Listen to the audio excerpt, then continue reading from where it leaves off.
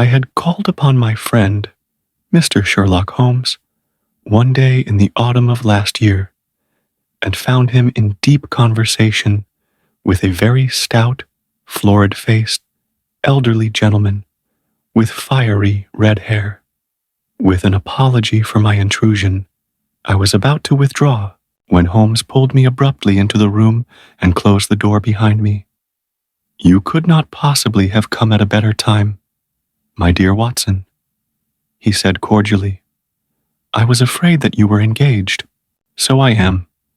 Very much so." "Then I can wait in the next room." "Not at all. This gentleman, Mr. Wilson, has been my partner and helper in many of my most successful cases, and I have no doubt that he will be of the utmost use to me in yours. Also," the stout gentleman half rose from his chair and gave a bob of greeting, with a quick little questioning glance from his small, fat-encircled eyes. "Try the settee," said Holmes, relapsing into his armchair and putting his fingertips together, as was his custom when in judicial moods. "I know, my dear Watson, that you share my love of all that is bizarre and outside the conventions and humdrum routine of everyday life. You have shown your relish for it by the enthusiasm which has prompted you to chronicle, and if you will, excuse my saying so, somewhat to embellish so many of my own little adventures. Your cases have indeed been of the greatest interest to me," I observed. "You will remember that I remarked the other day, just before we went into the very simple problem presented by Miss Mary Sutherland, that for strange effects and extraordinary combinations we must go to life itself, which is always far more daring than any effort of the imagination, a proposition which I took the liberty of doubting. You did, Doctor, but nonetheless you must come round to my view, for otherwise I shall keep on piling fact upon fact on you until your reason breaks down under them and acknowledges me to be right. Now, Mr. Jabez Wilson here has been good enough to call upon me this morning and to begin a narrative which promises to be one of the most singular which I have listened to for some time. You have heard me remark that the strangest and most unique things are very often connected not with the larger, but with the smaller crimes, and occasionally, indeed, where there is room for doubt whether any positive crime has been committed. As far as I have heard, it is impossible for me to say whether the present case is an instance of crime or not, but the course of events is certainly among the most singular that I have ever listened to. Perhaps, Mr. Wilson, you would have the great kindness to recommence your narrative.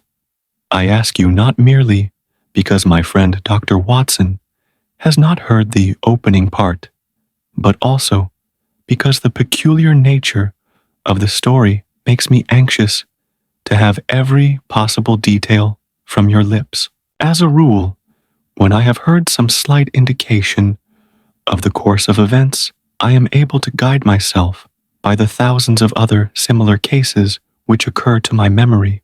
In the present instance, I am forced to admit that the facts are, to the best of my belief, unique. The portly client puffed out his chest with an appearance of some little pride, and pulled a dirty and wrinkled newspaper from the inside pocket of his greatcoat. As he glanced down the advertisement column, with his head thrust forward and the paper flattened out upon his knee, I took a good look at the man and endeavored, after the fashion of my companion, to read the indications which might be presented. By his dress or appearance, I did not gain very much, however. By my inspection, our visitor bore every mark of being an average, commonplace British tradesman obese, pompous, and slow. He wore rather baggy gray shepherd's check trousers, a not over-clean black frock coat, unbuttoned in the front, and a drab waistcoat with a heavy, brassy Albert chain and a square-pierced bit of metal dangling down as an ornament. A frayed top hat and a faded brown overcoat with a wrinkled velvet collar lay upon a chair beside him. Altogether, look as I would, there was nothing remarkable about the man save his blazing red head, and the expression of extreme chagrin and discontent upon his features. Sherlock Holmes' quick eye took in my occupation, and he shook his head with a smile as he noticed my questioning glances.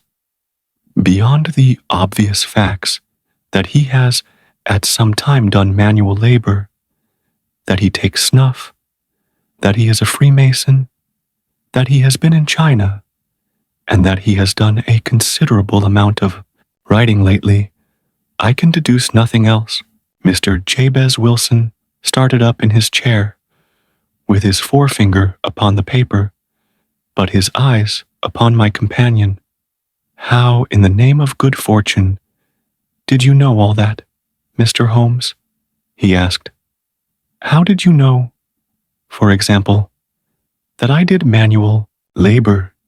It's as true as gospel, for I began as a ship's carpenter. Your hands, my dear sir, your right hand is quite a size larger than your left. You have worked with it, and the muscles are more developed. Well, the snuff, then, and the Freemasonry? I won't insult your intelligence by telling you how I read that, especially as, rather against the strict rules of your order, you use an arc and compass breastpin. Ah, of course, I forgot that. But the writing? What else can be indicated by that right cuff so very shiny for 5 inches, and the left one with the smooth patch near the elbow where you rested upon the desk? Well, but China. The fish that you have tattooed immediately above your right wrist could only have been done in China.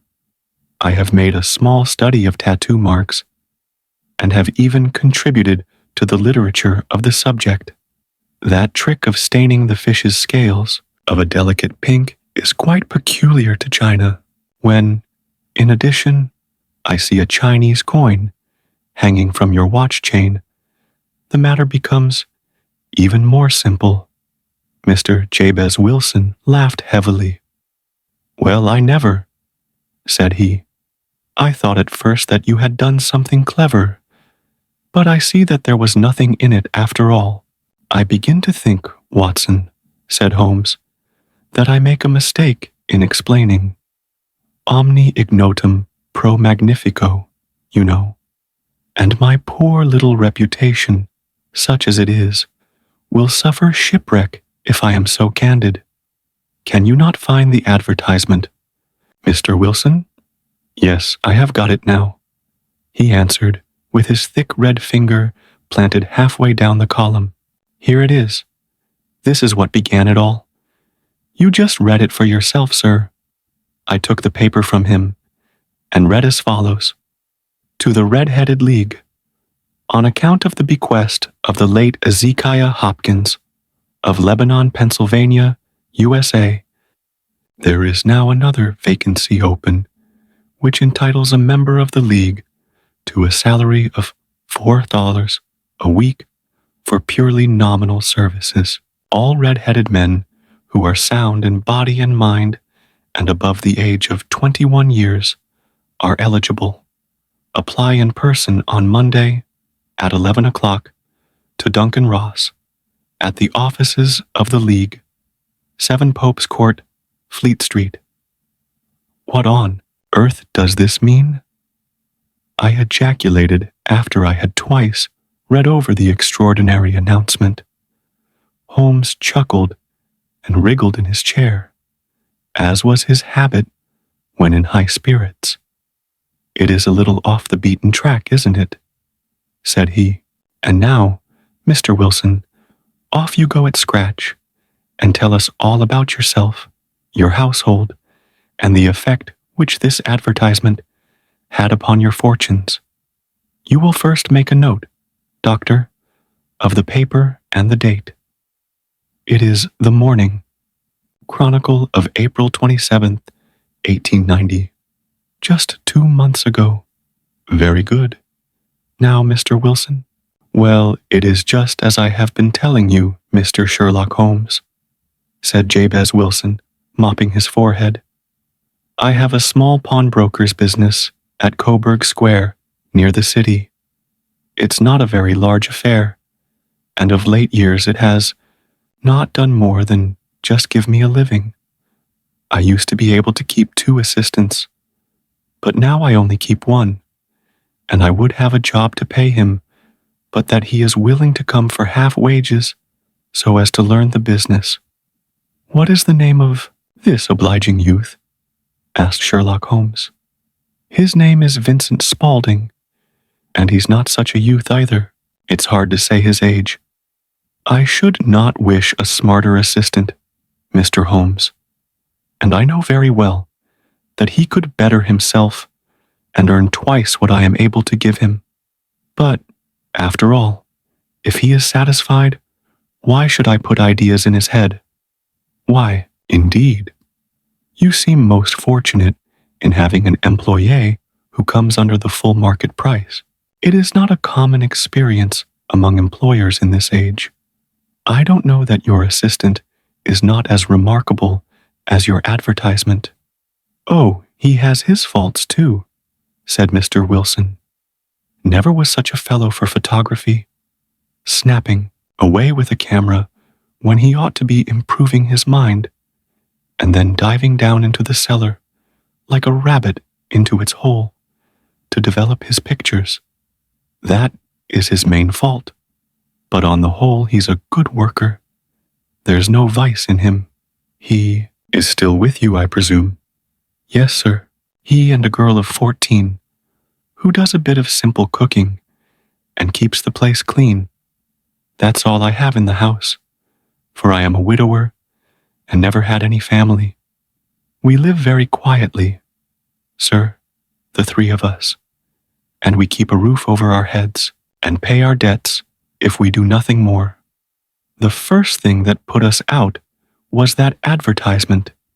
Spaulding, he came down into the office just this day, 8 weeks, with this very paper in his hand, and he says, I wish to the Lord, Mr. Wilson, that I was a red-headed man.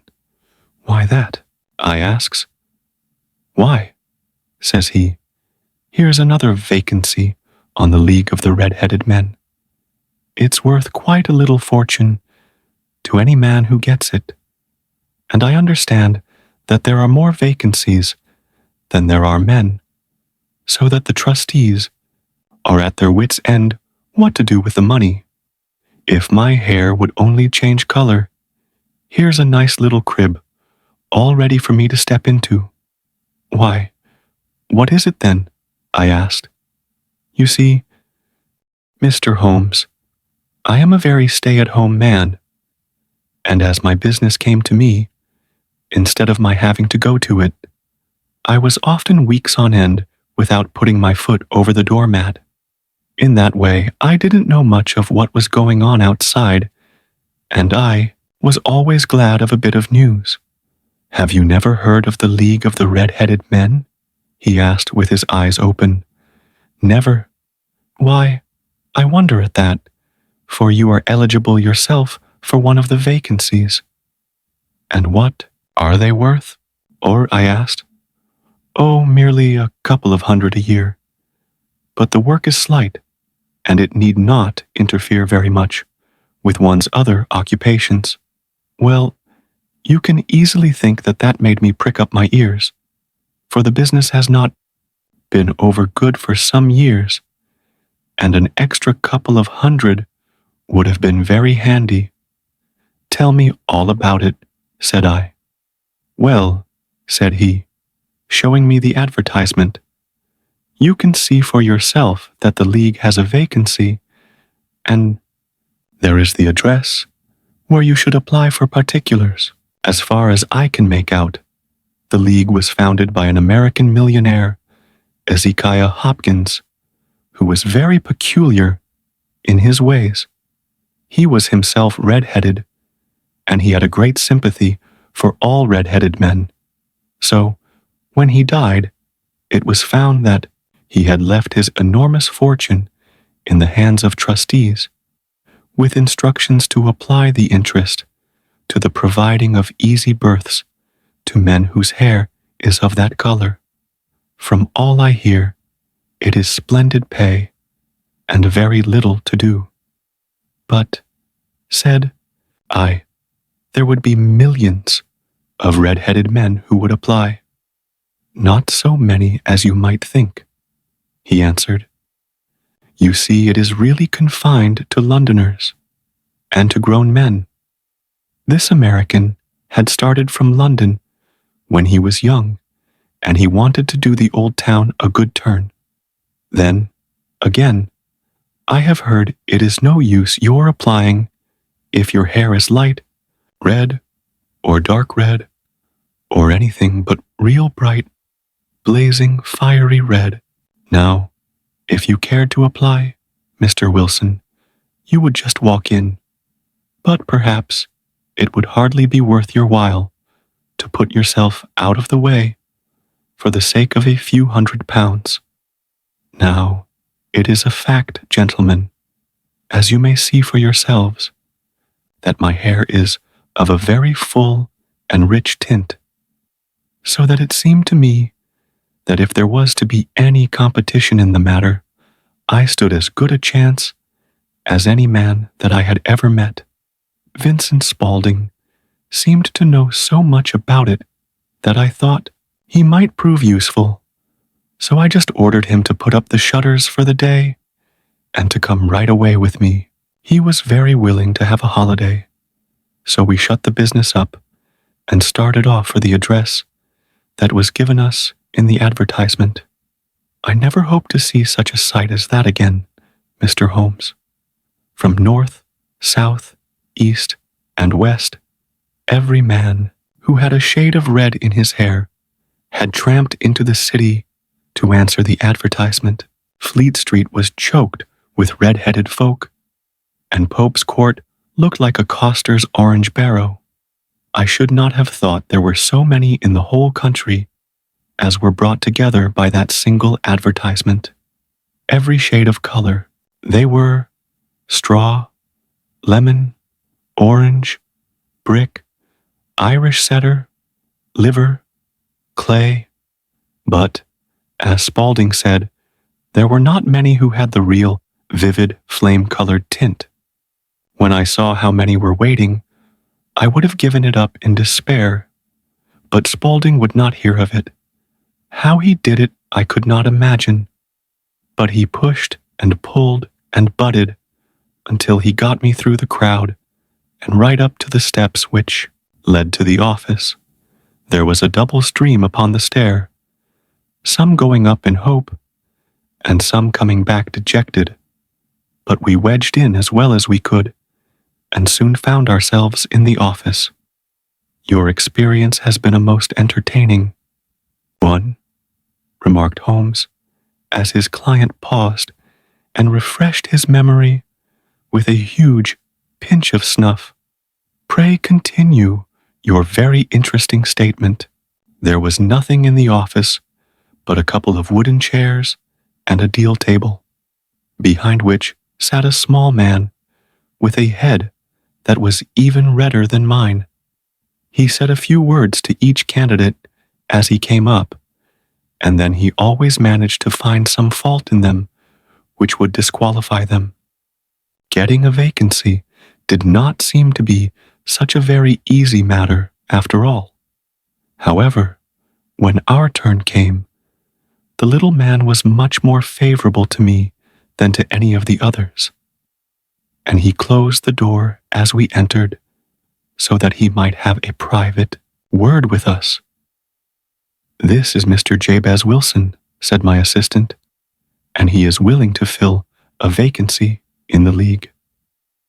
"And he is admirably suited for it," the other answered. "He has every requirement. I cannot recall when I have seen anything so fine."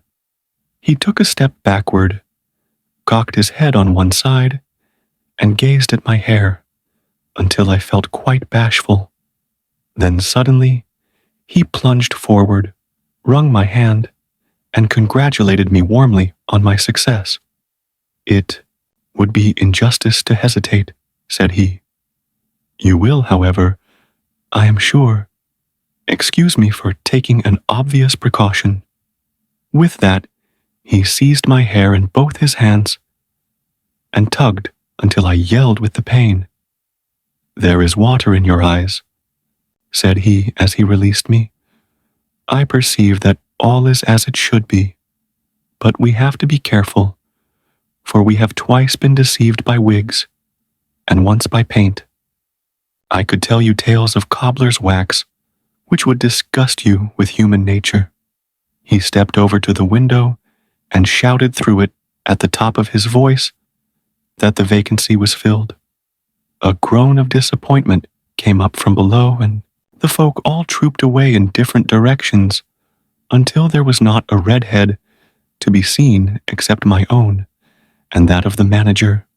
"My name," said he, "is Mr. Duncan Ross, and I am myself one of the pensioners upon the fund left by our noble benefactor. Are you a married man, Mr. Wilson? Have you a family?" I answered that I had not. His face fell immediately. "Dear me," he said gravely, "that is very serious indeed. I am sorry to hear you say that. The fund was, of course, for the propagation and spread of the redheads, as well as for their maintenance. It is exceedingly unfortunate that you should be a bachelor." My face lengthened at this, Mr. Holmes, for I thought that I was not to have the vacancy after all. But after thinking it over for a few minutes, he said that it would be all right. "In the case of another," said he, "the objection might be fatal, but we must stretch a point in favor of a man with such a head of hair as yours. When shall you be able to enter upon your new duties?" "Well, it is a little awkward, for I have a business already," said I. "Oh, never mind about that, Mr. Wilson," said Vincent Spaulding. "I should be able to look after that for you." "What would be the hours?" I asked. 10 to 2. Now a pawnbroker's business is mostly done of an evening, Mr. Holmes, especially Thursday and Friday evening, which is just before payday. So it would suit me very well to earn a little in the mornings. Besides, I knew that my assistant was a good man and that he would see to anything that turned up. "That would suit me very well," said I, "and the pay is 4 tares a week, and the work is purely nominal." "What do you call purely nominal?" "Well, you have to be in the office, or at least in the building, the whole time. If you leave, you forfeit your whole position, forever. The will is very clear upon that point. You don't comply with the conditions if you budge from the office during that time. It's only 4 hours a day, and I should not think of leaving," said I. "No excuse will avail," said Mr. Duncan Ross. "Neither sickness nor business, nor anything else. There you must stay, or you lose your billet. And the work is to copy out the Encyclopedia Britannica. There is the first volume of it in that press. You must find your own ink, pens, and blotting paper, but we provide this table and chair. Will you be ready tomorrow?" "Certainly," I answered. "Then, goodbye, Mr. Jabez Wilson, and let me congratulate you once more on the important position which you have been fortunate enough to gain." He bowed me out of the room, and I went home with my assistant, hardly knowing what to say or do. I was so pleased at my own good fortune. Well, I thought over the matter all day, and by evening I was in low spirits again, for I had quite persuaded myself that the whole affair must be some great hoax or fraud, though what its object might be I could not imagine. It seemed altogether past belief that anyone could make such a will, or that they would pay such a sum for doing anything so simple as copying out the Encyclopedia Britannica. Vincent Spaulding did what he could to cheer me up, but by bedtime I had reasoned myself out of the whole thing. However, in the morning I determined to have a look at it anyhow, so I bought a penny bottle of ink, and with a quill pen and 7 sheets of foolscap paper, I started off for Pope's Court. Well, to my surprise and delight, everything was as right as possible. The table was set out ready for me, and Mr. Duncan Ross was there to see that I got fairly to work. He started me off upon the letter A, and then he left me, but he would drop in from time to time to see that all was right with me. At 2 o'clock, he bade me good day, complimented me upon the amount that I had written, and locked the door of the office after me. This went on day after day, Mr. Holmes, and on Saturday the manager came in and planked down 4 golden sovereigns for my week's work. It was the same next week, and the same the week after. Every morning I was there at 10, and every afternoon I left at 2. By degrees, Mr. Duncan Ross took to coming in only once of a morning, and then, after a time, he did not come in at all. Still, of course, I never dared to leave the room for an instant, for I was not sure when he might come, and the billet was such a good one, and suited me so well, that I would not risk the loss of it. 8 weeks passed away like this, and I had written about abbots, and archery, and armor, and architecture, and Attica, and hoped with diligence that I might get on to the B's before very long. It cost me something in foolscap, and I had pretty nearly filled a shelf with my writings, and then suddenly the whole business came to an end. To an end? Yes, sir, and no later than this morning. I went to my work as usual at 10 o'clock, but the door was shut and locked with a little square of cardboard hammered onto the middle of the panel with a tack. Here it is, and you can read for yourself. He held up a piece of white cardboard about the size of a sheet of notepaper. It read in this fashion: "The Red-Headed League is dissolved. October 9th, 1890. Sherlock Holmes and I surveyed this curt announcement and the rueful face behind it, until the comical side of the affair so completely overtopped every other consideration that we both burst out into a roar of laughter. 'I cannot see that there is anything very funny,' cried our client, flushing up to the roots of his flaming head. 'If you can do nothing better than laugh at me, I can go elsewhere.' 'No, no,' cried Holmes, shoving him back into the chair from which he had half risen. 'I really wouldn't miss your case for the world. It is most refreshingly unusual. But there is, if you will excuse my saying so, something just a little funny about it. Pray, what steps did you take when you found the card upon the door?' 'I was staggered, sir. I did not know what to do. Then I called at the offices round, but none of them seemed to know anything about it. Finally, I went to the landlord, who is an accountant living on the ground floor, and I asked him if he could tell me what had become of the Red-Headed League. He said that he had never heard of any such body. Then I asked him who Mr. Duncan Ross was. He answered that the name was new to him. 'Well,' said I, The gentleman at number 4. What, the red-headed man? Yes. Oh, said he. His name was William Morris. He was a solicitor and was using my room as a temporary convenience until his new premises were ready. He moved out yesterday. Where could I find him?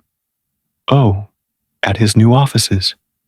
He did tell me the address. Yes, 17 King Edward Street, near St. Paul's. I started off, Mr. Holmes, but when I got to that address, it was a manufactory of artificial kneecaps, and no one in it had ever heard of either Mr. William Morris or Mr. Duncan Ross. And what did you do then? Asked Holmes. I went home to Saxe-Coburg Square, and I took the advice of my assistant, but he could not help me in any way. He could only say that if I waited, I should hear by post. But that was not quite good enough, Mr. Holmes. I did not wish to lose such a place without a struggle. So, as I had heard that you were good enough to give advice to poor folk who were in need of it, I came right away to you. And you did very wisely, said Holmes. Your case is an exceedingly remarkable one, and I shall be happy to look into it. From what you have told me, I think that it is possible that graver issues hang from it than might at first sight appear. Grave enough, said Mr. Jabez Wilson. Why, I have lost £4 a week, as far as you are personally concerned, remarked Holmes. I do not see that you have any grievance against this extraordinary league. On the contrary, you are, as I understand, richer by some of $30, to say nothing of the minute knowledge which you have gained on every subject which comes under the letter A. You have lost nothing by them. No, sir, but I want to find out about them, and who they are, and what their object was in playing this prank, if it was a prank, upon me. It was a pretty expensive joke for them, for it cost them £32. We shall endeavor to clear up these points for you. And first, 1 or 2 questions, Mr. Wilson. This assistant of yours, who first called your attention to the advertisement, how long had he been with you? About a month, then. How did he come? In answer to an advertisement. Was he the only applicant? No, I had a dozen. Why did you pick him? Because he was handy and would come cheap. At half wages, in fact. Yes. What is he like, this Vincent Spaulding? Small, stout-built, very quick in his ways, no hair on his face, though he's not short of 30. Has a white splash of acid upon his forehead.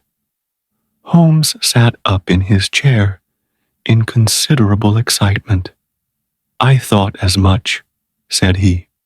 Have you ever observed that his ears are pierced for earrings? Yes, sir. He told me that a gypsy had done it for him when he was a lad. Said Holmes, sinking back in deep thought. He is still with you? Oh, yes, sir. I have only just left him. And has your business been attended to in your absence? Nothing to complain of, sir. There's never very much to do of a morning. That will do, Mr. Wilson. I shall be happy to give you an opinion upon the subject in the course of a day or 2. Today is Saturday, and I hope that by Monday we may come to a conclusion. Well, Watson, said Holmes, when our visitor had left us, what do you make of it all? I make nothing of it, I answered frankly. It is a most mysterious business. As a rule, said Holmes, the more bizarre a thing is, the less mysterious it proves to be. It is your commonplace, featureless crimes which are really puzzling, just as a commonplace face is the most difficult to identify. But I must be prompt over this matter. What are you going to do then? I asked. To smoke, he answered. It is quite a three-pipe problem, and I beg that you won't speak to me for 50 minutes. He curled himself up in his chair, with his thin knees drawn up to his hawk-like nose, and there he sat with his eyes closed and his black clay pipe thrusting out like the bill of some strange bird. I had come to the conclusion that he had dropped asleep, and indeed was nodding myself, when he suddenly sprang out of his chair with the gesture of a man who has made up his mind and put his pipe down upon the mantelpiece. Sarasate plays at the St. James's Hall this afternoon, he remarked. What do you think, Watson? Could your patients spare you for a few hours? I have nothing to do today. My practice is never very absorbing. Then, put on your hat and come. I am going through the city first, and we can have some lunch on the way. I observe that there is a good deal of German music on the program, which is rather more to my taste than Italian or French. It is introspective, and I want to introspect. Come along. We traveled by the underground as far as Aldersgate, and a short walk took us to Saxe-Coburg Square, the scene of the singular story which we had listened to in the morning. It was a poky, little, shabby-genteel place, where 4 lines of dingy, 2-storied brick houses looked out into a small railed-in enclosure, where a lawn of weedy grass and a few clumps of faded laurel bushes made a hard fight against a smoke-laden and uncongenial atmosphere. 3 gilt balls and a brown board with Jabez Wilson in white letters upon a corner house announced the place where our red-headed client carried on his business. Sherlock Holmes stopped in front of it with his head on one side and looked it all over, with his eyes shining brightly between puckered lids. Then he walked slowly up the street and then down again to the corner, still looking keenly at the houses. Finally, he returned to the pawnbroker's, and having thumped vigorously upon the pavement with his stick 2 or 3 times, he went up to the door and knocked. It was instantly opened by a bright-looking, clean-shaven young fellow who asked him to step in. Thank you, said Holmes. I only wished to ask you how you would go from here to the Strand. 3rd right, 4th left, answered the assistant, promptly closing the door. Smart fellow, that, observed Holmes as we walked away. He is, in my judgment, the 4th smartest man in London, and for daring, I am not sure that he has not a claim to be 3rd. I have known something of him before. Evidently, said I, Mr. Wilson's assistant counts for a good deal in this mystery of the Red-Headed League. I am sure that you inquired your way merely in order that you might see him. Not him. What then? The knees of his trousers. And what did you see? What I expected to see. Why did you beat the pavement? My dear doctor, this is a time for observation, not for talk. We are spies in an enemy's country. We know something of Saxe-Coburg Square. Let us now explore the parts which lie behind it. The road, in which we found ourselves, as we turned round the corner from the retired Saxe-Coburg Square, presented as great a contrast to it as the front of a picture does to the back. It was one of the main arteries which conveyed the traffic of the city to the north and west. The roadway was blocked with the immense stream of commerce flowing in a double tide inward and outward, while the footpaths were black with the hurrying swarm of pedestrians. It was difficult to realize, as we looked at the line of fine shops and stately business premises, that they really abutted on the other side upon the faded and stagnant square which we had just quitted. Let me see, said Holmes, standing at the corner and glancing along the line. I should like just to remember the order of the houses here. It is a hobby of mine to have an exact knowledge of London. There is Mortimer's, the tobacconist, the little newspaper shop, the Coburg branch of the city, and Suburban Bank, the vegetarian restaurant, and McFarland's carriage building depot. That carries us right on to the other block. And now, Doctor, we've done our work, so it's time we had some play. A sandwich, and a cup of coffee, and then off to Violin Land, where all is sweetness and delicacy and harmony, and there are no red-headed clients to vex us with their conundrums. My friend was an enthusiastic musician, being himself not only a very capable performer, but a composer of no ordinary merit. All the afternoon he sat in the stalls, wrapped in the most perfect happiness, gently waving his long, thin fingers in time to the music, while his gently smiling face and his languid, dreamy eyes were as unlike those of Holmes, the sleuth hound, Holmes, the relentless, keen-witted, ready-handed criminal agent, as it was possible to conceive. In his singular character, the dual nature alternately asserted itself, and his extreme exactness and astuteness represented, as I have often thought, the reaction against the poetic and contemplative mood which occasionally predominated in him. The swing of his nature took him from extreme languor to devouring energy, and, as I knew well, he was never so truly formidable as when, for days on end, he had been lounging in his armchair amid his improvisations and his black-letter editions.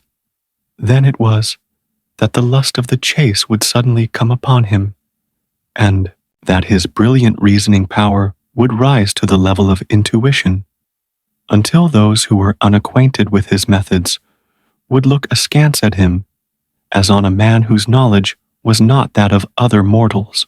When I saw him that afternoon, so enwrapped in the music at St. James's Hall, I felt that an evil time might be coming upon those whom he had set himself to hunt down.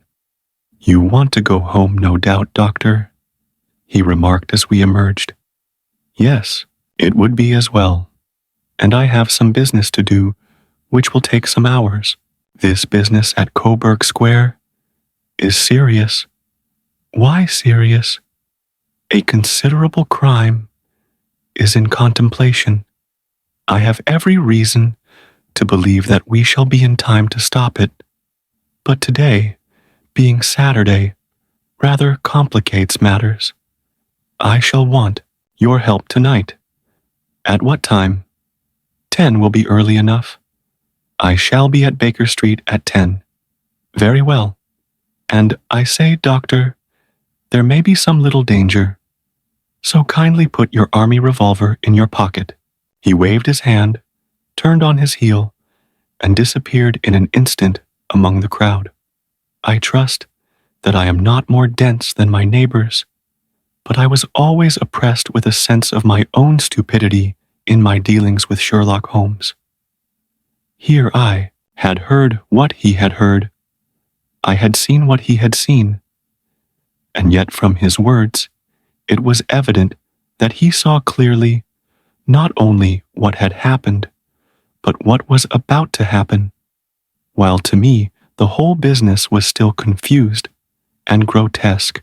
As I drove home to my house in Kensington, I thought over it all, from the extraordinary story of the red-headed copier of the encyclopedia down to the visit to Saxe-Coburg Square, and the ominous words with which he had parted from me. What was this nocturnal expedition? And why should I go armed? Where were we going? And what were we to do?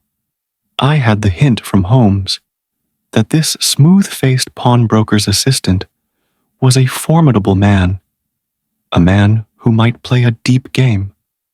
I tried to puzzle it out, but gave it up in despair and set the matter aside. until night should bring an explanation.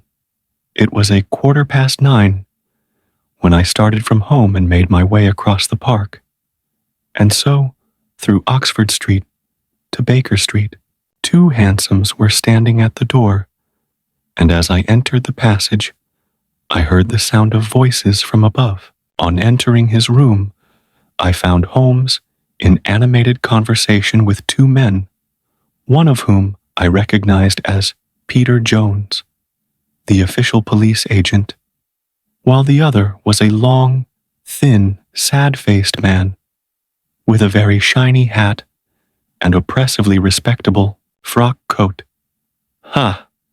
Our party is complete," said Holmes, buttoning up his pea jacket and taking his heavy hunting crop from the rack. "Watson, I think you know Mr. Jones of Scotland Yard. Let me introduce you to Mr. Merriweather, who is to be our companion in tonight's adventure." "We're hunting in couples again, Doctor, you see," said Jones in his consequential way. "Our friend here is a wonderful man for starting a chase. All he wants is an old dog to help him to do the running down. I hope a wild goose may not prove to be the end of our chase," observed Mr. Merriweather gloomily.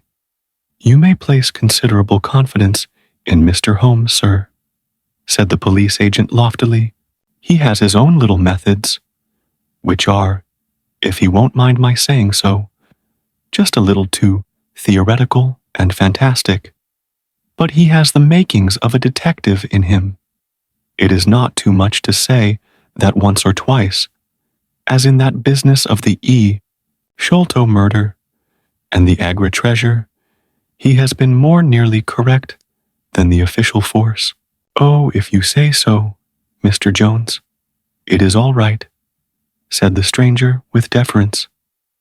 "Still, I confess that I miss my rubber. It is the first Saturday night for 27 years that I haven't had my rubber." "I think you will find," said Sherlock Holmes, "that you will play for a higher stake tonight than you have ever done yet, and that the play will be more exciting.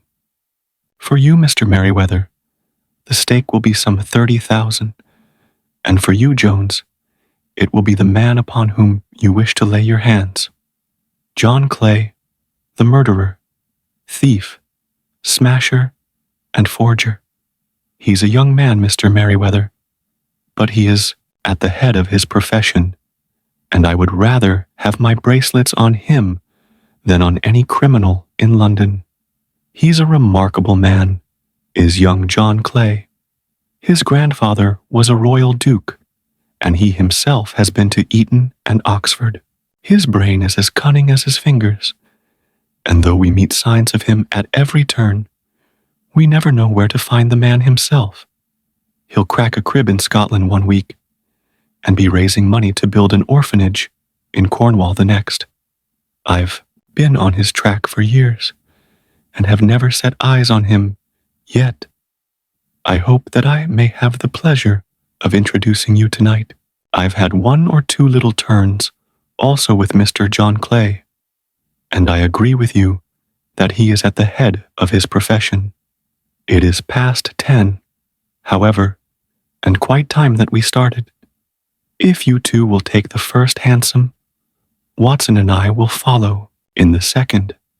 Sherlock Holmes was not very communicative during the long drive, and lay back in the cab humming the tunes which he had heard in the afternoon.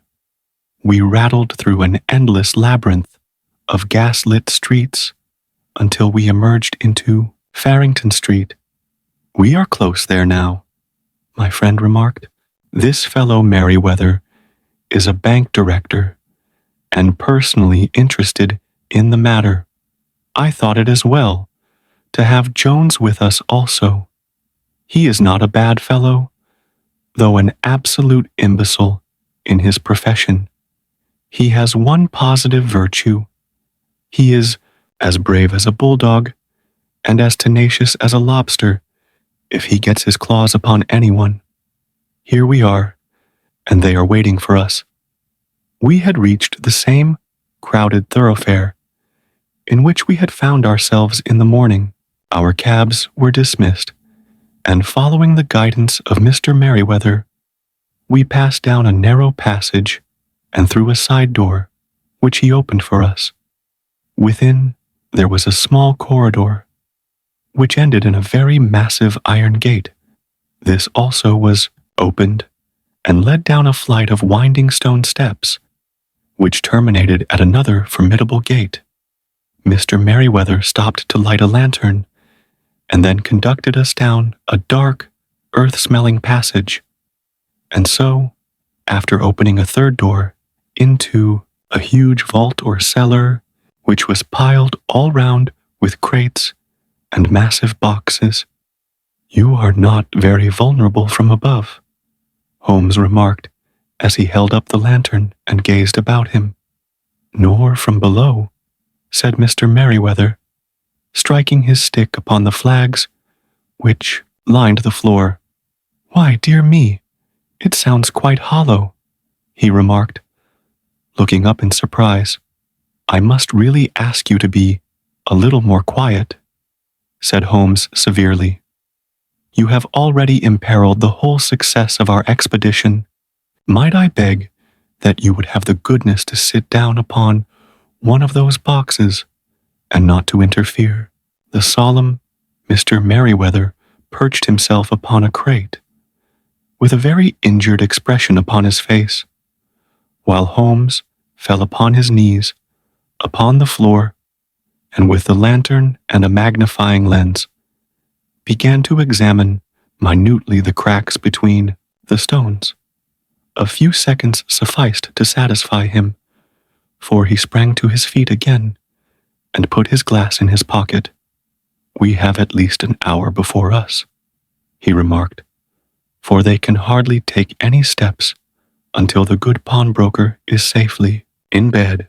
Then they will not lose a minute, for the sooner they do their work, the longer time they will have for their escape. We are at present, Doctor, as no doubt you have divined, in the cellar of the city branch of one of the principal London banks. Mr. Merriweather is the chairman of directors, and he will explain to you that there are reasons why the more daring criminals of London should take a considerable interest in this cellar at present. "It is our French gold," whispered the director. "We have had several warnings that an attempt might be made upon it." "Your French gold?" "Yes. We had occasion some months ago to strengthen our resources, and borrowed for that purpose 30,000 Napoleons from the Bank of France. It has become known that we have never had occasion to unpack the money, and that it is still lying in our cellar. The crate upon which I sit contains 2,000 Napoleons packed between layers of lead foil. Our reserve of bullion is much larger at present than is usually kept in a single branch office, and the directors have had misgivings upon the subject." "Which were very well justified," observed Holmes, "and now it is time that we arranged our little plans. I expect that within an hour matters will come to a head. In the meantime, Mr. Merriweather, we must put the screen over that dark lantern and sit in the dark?" "I am afraid so. I had brought a pack of cards in my pocket, and I thought that, as we were a partie carré, you might have your rubber after all. But I see that the enemy's preparations have gone so far that we cannot risk the presence of a light. And first of all, we must choose our positions. These are daring men, and though we shall take them at a disadvantage, they may do us some harm unless we are careful. I shall stand behind this crate, and do you conceal yourselves behind those. Then, when I flash a light upon them, close in swiftly. If they fire, Watson, have no compunction about shooting them down. I placed my revolver, cocked, upon the top of the wooden case behind which I crouched. Holmes shot the slide across the front of his lantern and left us in pitch darkness. Such an absolute darkness as I have never before experienced. The smell of hot metal remained to assure us that the light was still there, ready to flash out at a moment's notice. To me, with my nerves worked up to a pitch of expectancy, there was something depressing and subduing in the sudden gloom, and in the cold, dank air of the vault. "They have but one retreat," whispered Holmes. "That is back through the house, into Saxe-Coburg Square. I hope that you have done what I asked you, Jones. I have an inspector and 2 officers waiting at the front door. Then we have stopped all the holes, and now we must be silent and wait." What a time it seemed! From comparing notes afterwards, it was but an hour and a quarter. Yet it appeared to me that the night must have almost gone, and the dawn be breaking above us. My limbs were weary and stiff, for I feared to change my position, yet my nerves were worked up to the highest pitch of tension, and my hearing was so acute that I could not only hear the gentle breathing of my companions, but I could distinguish the deeper, heavier in-breath of the bulky Jones from the thin, sighing note of the bank director. From my position, I could look over the case in the direction of the floor. Suddenly, my eyes caught the glint of a light. At first, it was but a lurid spark upon the stone pavement. Then it lengthened out until it became a yellow line, and then, without any warning or sound, a gash seemed to open and a hand appeared, a white, almost womanly hand, which felt about in the center of the little area of light. For a minute or more, the hand, with its writhing fingers, protruded out of the floor. Then it was withdrawn as suddenly as it appeared, and all was dark again save the single lurid spark, which marked a chink between the stones. Its disappearance, however, was but momentary. With a rending, tearing sound, one of the broad, white stones turned over upon its side and left a square, gaping hole, through which streamed the light of a lantern. Over the edge there peeped a clean-cut, boyish face, which looked keenly about it, and then, with a hand on either side of the aperture, drew itself shoulder-high and waist-high until one knee rested upon the edge. In another instant, he stood at the side of the hole and was hauling after him a companion, lithe and small like himself, with a pale face and a shock of very red hair. "It's all clear," he whispered. "Have you the chisel and the bags? Great Scott! Jump, Archie, jump, and I'll swing for it." Sherlock Holmes had sprung out and seized the intruder by the collar. The other dived down the hole, and I heard the sound of rending cloth as Jones clutched at his skirts. The light flashed upon the barrel of a revolver, but Holmes's hunting crop came down on the man's wrist, and the pistol clinked upon the stone floor. "It's no use, John Clay," said Holmes blandly. "You have no chance at all." "So I see," the other answered with the utmost coolness. "I fancy that my pal is all right, though I see you have got his coat-tails." "There are 3 men waiting for him at the door," said Holmes. "Oh, indeed, you seem to have done the thing very completely. I must compliment you." "And I you," Holmes answered. "Your red-headed idea was very new and effective." "You'll see your pal again presently," said Jones. "He's quicker at climbing down holes than I am. Just hold out while I fix the derbies. I beg that you will not touch me with your filthy hands, remarked our prisoner, as the handcuffs clattered upon his wrists. You may not be aware that I have royal blood in my veins. Have the goodness, also, when you address me always, to say, sir, and please. All right, said Jones with a stare and a snigger. Well, would you please, sir, march upstairs, where we can get a cab to carry your highness to the police station? That is better, said John Clay serenely. He made a sweeping bow to the three of us and walked quietly off in the custody of the detective. Really, Mr. Holmes, said Mr. Merriweather as we followed them from the cellar, I do not know how the bank can thank you or repay you. There is no doubt that you have detected and defeated, in the most complete manner, one of the most determined attempts at bank robbery that have ever come within my experience.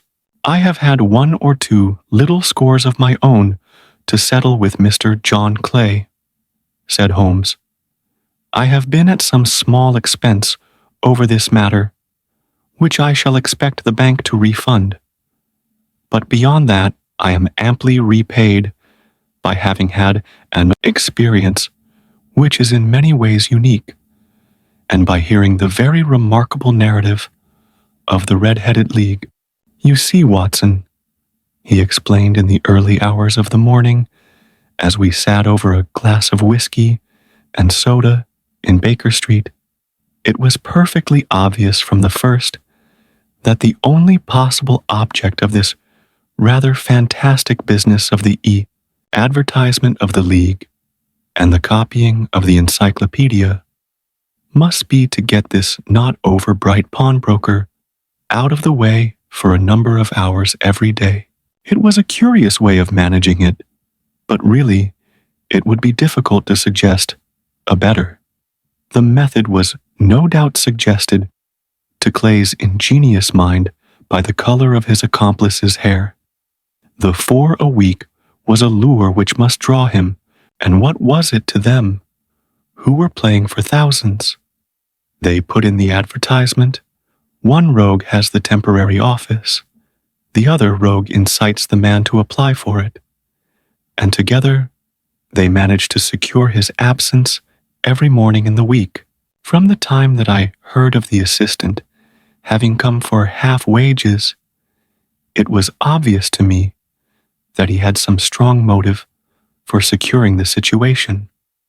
But how could you guess what the motive was?